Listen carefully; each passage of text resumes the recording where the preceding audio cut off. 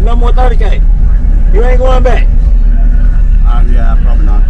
Well, what you running right now? American Base 750.1. The silver boards. Yeah. You done popped him in them 30s, right?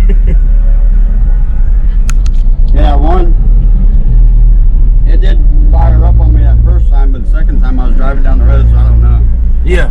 But yeah, it smoked anyway. Them big boards, sometimes it's a hard stuff to deal with, Andy, man. The other one, while it's output voltage, I don't see anything wrong with it. Someone said the power supply. Yeah. And then the other one, it burned one cap. Oh yeah. Can't keep it out of commission, can you? Big boards are hard, no matter what company.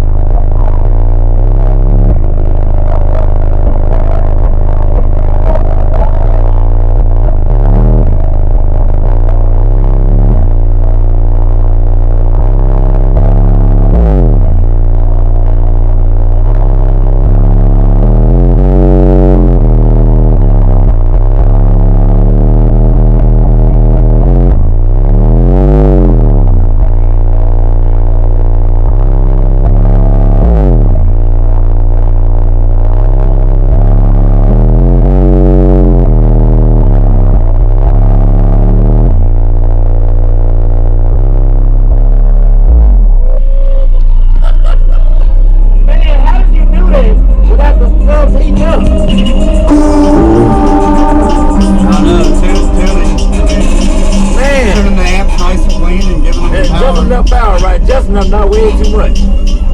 Yeah, out of the amp, really.